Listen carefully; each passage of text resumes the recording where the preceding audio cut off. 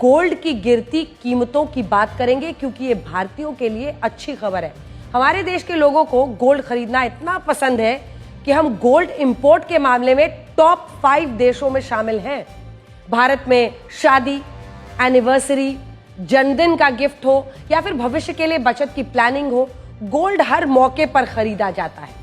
सोना हमारे देश में केवल श्रृंगार की चीज नहीं है, बचत का जरिया भी है। अब पिछले कुछ महीनों से गोल्ड की कीमतें जब बढ़ रही थी तो सोना बेचने वालों के चेहरे पर खुशी थी और खरीदने वालों के चेहरे पर चिंताएं थी। ऐसा अनुमान लगाया गया था कि 10 ग्राम गोल्ड की कीमतें 1 लाख रुपए से ज्यादा हो जाएंगी, लेकिन अब खबर आ रही है कि सोने की कीमतें 56,000 रुपए के स्तर पर आ सकती हैं, यानी 5 साल पुरानी कीमतों पर पहुंच सकती है।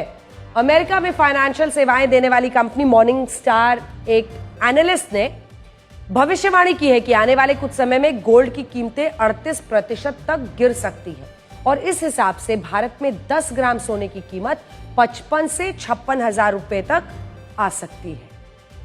इस दावे में पहला तर्क यह दिया गया है कि दुनिया में बड़े पैमाने पर खदानों से सोना निकाला जा रहा है और यह खनन साल 2012 के बाद से सबसे ज्यादा है। इसका मतलब यह है कि बाजार में काफी सोना इकट्ठा हो चुका है।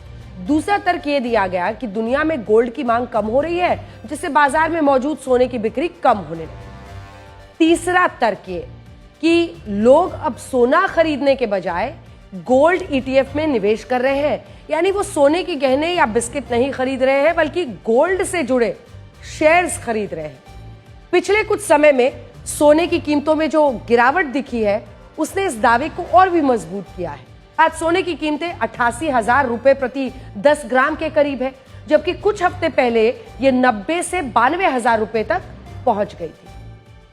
हालांकि बैंक ऑफ अमेरिका हो, गोल्डमैन सैक्स जैसी संस्थाओं का कहना है कि नई टैरिफ व्यवस्था आने की वजह से लोग गोल्ड खरीदने पर ज्यादा विश्वास जताएंगे, जिससे सोने की कीमतें फिर से बढ़ेंगी। तो दोनों ही पक्ष आपने सुन लिया।